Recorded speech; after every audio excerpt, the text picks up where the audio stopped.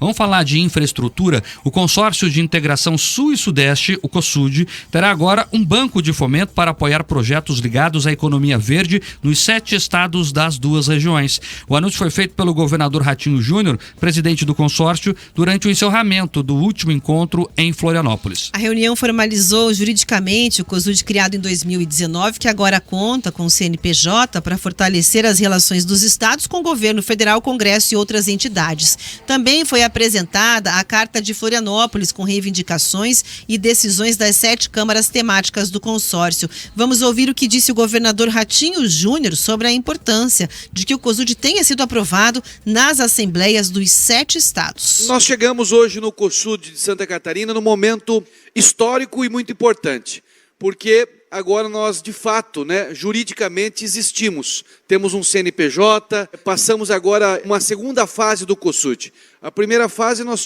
fizemos durante alguns anos muitos encontros, trocas de experiência, e agora nós vamos mais com o COSUD formalizado, com a sua aprovação nas Assembleias Legislativas de todos os estados que pertencem ao COSUD. Agora passamos à fase da prática, de implementar políticas públicas em conjunto, pensarmos estratégias de forma conjunta, licitações, compras de equipamentos, tudo aquilo que juridicamente é possível, agora nós temos essa oportunidade. Então, é um momento de muita relevância esse COSUD de Santa Catarina, e daqui já saem novas ideias, como, por exemplo, o estudo da viabilidade de um Banco Sud, que a princípio seria esse nome, para que a gente pudesse, de certa forma, fomentar ainda mais a economia verde, a economia da sustentabilidade, que é uma preocupação desses 7 estados que fazem parte do COSUD, de atrair mais investimentos, geração de emprego com boas práticas ambientais.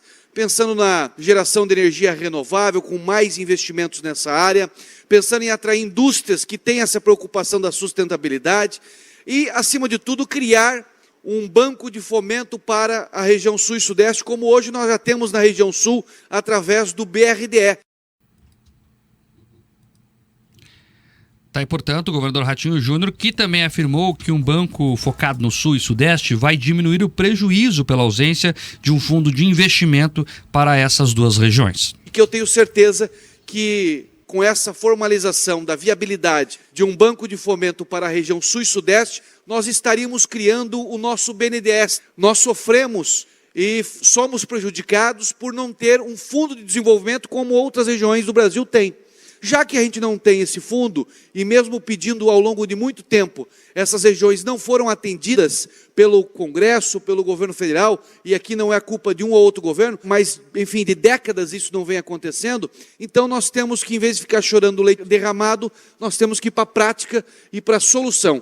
E a solução, pelo jeito, é a criação desse banco de fomento para trazer cada vez mais a oportunidade de investimento do setor privado e também no setor público, mas com uma visão moderna, uma visão com um olhar na sustentabilidade, que é aquilo que o mundo discute, muitas vezes fica só na conversa política ou no discurso, e nós, do COSUD, queremos ir para a prática. Então, parabéns, Jorginho, pelo trabalho aqui.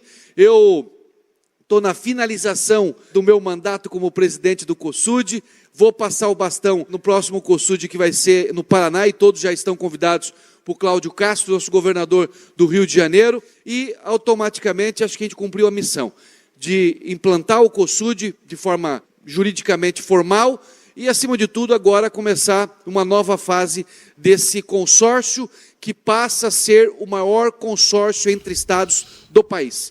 Primeira iniciativa, como disse o governador do Paraná, é exatamente o início dos estudos para a implantação do banco de fomento, que está sendo chamado de Banco Sud. E a partir do próximo encontro, o governador do Rio de Janeiro, Cláudio Castro, vai assumir a presidência do grupo. A expectativa é de que ele receba a gestão em março. Para o governador do Rio de Janeiro, já existem metas em conjunto traçadas pelos 7 estados. Esse foi o COSUD, onde a gente se coloca, agora não como um consórcio de troca de experiências, mas um consórcio de efetividade. Pela primeira vez a gente sai de um COSUD realmente organizado, com metas, cada Câmara tem seu coordenador, cada técnico sabe a quem se dirigir. A gente vai poder realmente, a partir do COSUD de Santa Catarina, ter as metas claras do que a gente quer. Tá, e portanto esse é o governador Cláudio Castro. Já o governador de Santa Catarina, Jorginho Melo, que foi anfitrião do encontro, afirmou que o COSUD será referência nacional ao unir os estados em torno de pautas comuns. O nosso COSUD nasce gigante, seremos sempre ponto de apoio, ponto de convergência, ponto onde iremos ajudar os estados que congregam e também sugerindo ao Brasil, influenciando nas pautas nacionais, para que a gente consiga fazer com que o desejo de cada estado, as dificuldades que são muitas delas iguais, é por isso que nós temos que estar abraçados. E o governador de São Paulo, Tarcísio de Freitas, destacou a cooperação que está sendo construída entre os governos. A gente está vendo um COSUD que foi idealizado lá atrás, começou tímido e que está crescendo. E que com certeza dará resultados, dará o retorno que a sociedade desses 7 estados espera. A gente está avançando muito na palavra cooperação. O COSUD está percebendo como ninguém a necessidade da gente olhar o país para frente, olhar os nossos potenciais, olhar a economia do conhecimento, olhar a economia verde, o mercado de carbono, e tudo isso foi debatido no COSUD aqui de Santa Catarina. A Carta de Florianópolis reforça a formalização do COSUD e a organização das câmaras temáticas, formadas por secretarias e órgãos estaduais para desenvolver políticas públicas conjuntas. Cada estado ficou responsável por coordenar uma câmara. Santa Catarina cuida do meio ambiente, São Paulo da segurança pública, Minas Gerais do desenvolvimento econômico, Espírito Santo da saúde, Paraná da educação, Rio de Janeiro do desenvolvimento humano e Rio Grande do Sul da Câmara de Governo. O documento destaca como prioridades as áreas da segurança, meio ambiente e reforma tributária.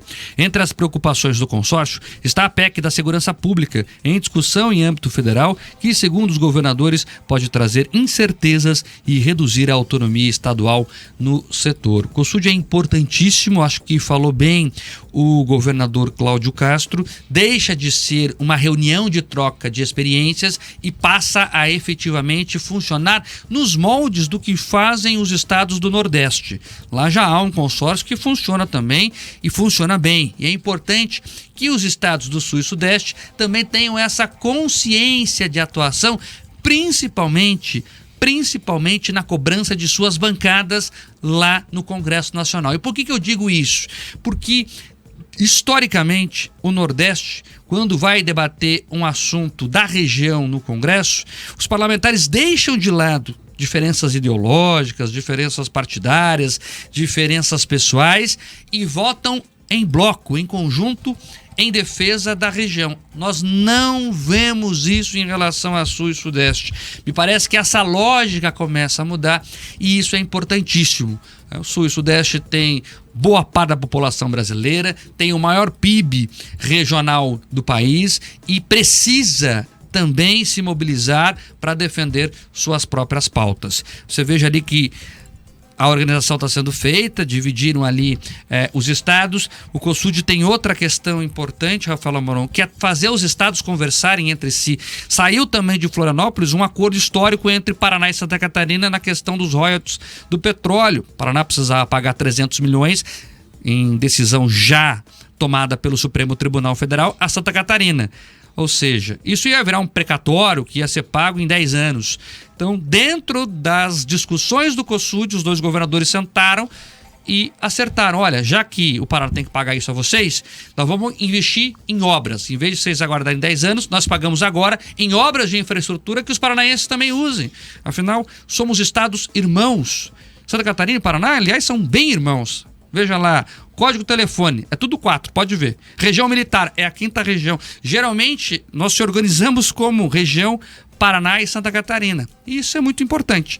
Então, resolvemos isso de uma forma mais fácil, mais rápida e que traga mais benefício às pessoas. É isso que a gente precisa desencantar e, quem sabe, começar a cutucar Brasília para respeitar mais essas duas regiões que, com todo respeito, ajudam a carregar o Brasil nas costas. Às vezes a impressão que fica é de reuniões muito institucionais, com foto bonita, muita conversa diplomática e pouco resultado. Então tá aí na fala dos governadores, né, o compromisso de finalmente colocar a mão na massa, tirar do papel políticas públicas, tirando inclusive estratégias conjuntas para licitações, compras de equipamentos, medicamentos e, como você bem pontuou, Mark, pressão em cima do Congresso, né? Um exemplo que acho que vai refrescar muito a cabeça da audiência é a questão, por exemplo, do Nordeste com os benefícios fiscais em relação às montadoras. Tiveram lá força para garantir essa diferença em relação a outras regiões e é isso, União que conseguiu fazer a pressão para que fossem favorecidos. Então tem, de fato,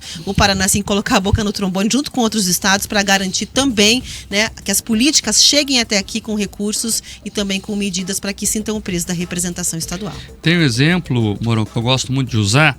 Você sabe que há uma discussão antiga sobre a Justiça Federal, a divisão da Justiça Federal.